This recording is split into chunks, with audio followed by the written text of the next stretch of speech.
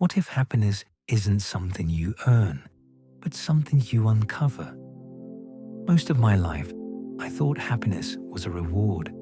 If I worked hard, reached my goals, and proved myself, then I'd be happy. But that chase only made me feel more lost.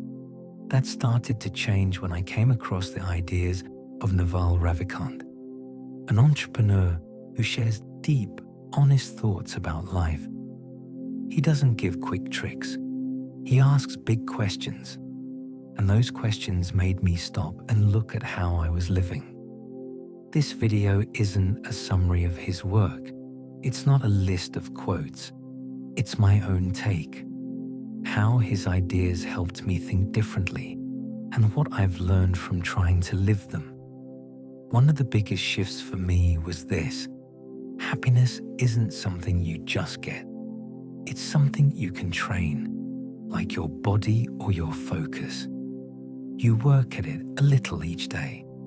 Now, happiness feels more like a steady state than a passing feeling. It shows up when I slow down, when I'm not rushing or worrying about what I don't have, when I stop thinking about yesterday or tomorrow and just sit in the moment. Naval's ideas help me ask better questions. Not how do I get more, but what's getting in the way of the peace I already have? And often the answer is simple: too much noise, too many thoughts, too much wanting. Letting go isn't easy, but it's powerful. When I stop clinging to what I don't have, I make room for what's already here. And in that space, I feel lighter, more alive, more grounded. Another lesson I took from Naval is this: how we look at life matters more than what actually happens. A tough event doesn't always mean a bad life. A success doesn't always bring peace. It all depends on how we choose to see it. So I started paying attention to the stories I was telling myself. Stories about who I am, what I deserve, what others think of me. And I realized most of those stories were just noise.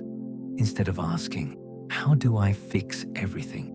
I began to ask, can I accept what's already true?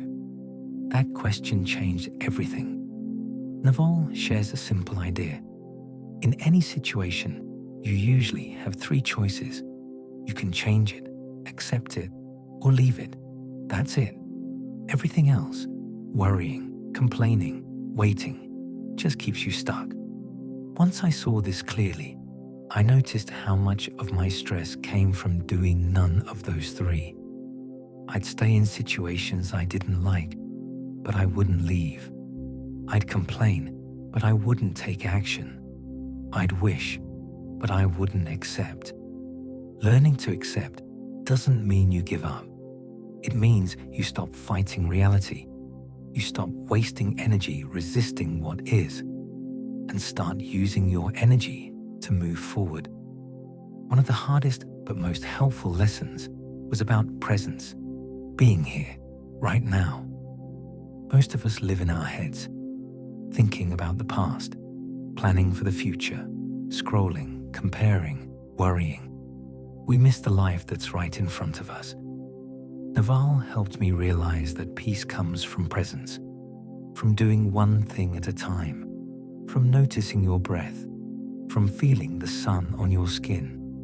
It's simple, but it's rare. In those quiet moments, happiness shows up.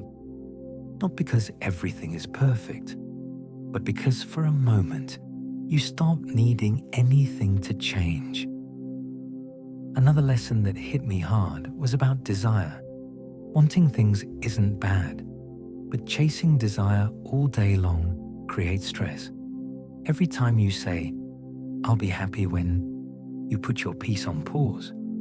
Naval calls desire a contract with yourself to be unhappy until you get what you want. And I felt that. I was always chasing the next thing, the next goal, the next feeling. Now, I try to want less, or at least want wisely.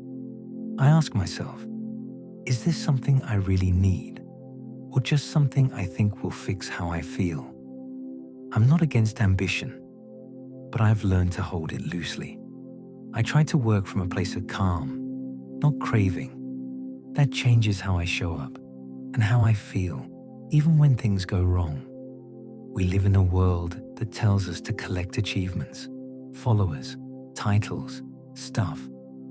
But I've met people who had all of that and still felt empty. And I've met people with very little who radiate peace. That taught me something I now believe deeply. Real success is internal. It's not what you've built. It's how you feel when you're alone. Happiness takes practice. It's not something that lands on you. You build it day by day with small choices. Naval helped me see peace as something you create, not something you wait for. And when I really practiced it, I noticed it in the little things. Saying no to what drains me, stopping to breathe, letting myself rest, being honest about what matters. The more I listened to myself, the more calm I felt. Peace isn't loud. It doesn't show off, but it's powerful. It gives you clarity. It brings you home. One idea I keep coming back to is this: life is a single-player game. That means your path is your own. No one else has your exact mission. No one else hears the thoughts in your head. No one else lives your life. So why do we care so much about what other people think? Why do we play games that weren't made for us? Naval reminded me, the only score that matters is your own peace. Not how others see you, but how you feel when you're with yourself. I also started watching my language, especially the word should. I should be further along. I should be more like them. I should have figured this out by now. Every time I thought should, I felt worse. It was a sign that I wasn't accepting who I was, so I started changing it. I should became I choose. I choose to grow. I choose to slow down. I choose peace. That one shift helped me feel more grounded, more in control.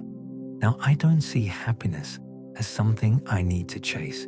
I see it as something I come back to. I return to it through small, daily habits. Sitting quietly, getting outside, stretching, saying thank you, breathing before reacting. And when I forget, which I still do, I remind myself, it's okay to begin again. The most important thing I've learned from Naval's work is this: you don't have to wait to be happy. You just have to get out of your own way. You don't earn peace. You create it. You remember it. And it's always closer than you think. If this message gave you even a small moment of peace, that means something. I share reflections like this every week. Ideas that help you breathe deeper, think clearer, and feel more alive. If that's something you want more of, subscribe. And let's keep walking this path together.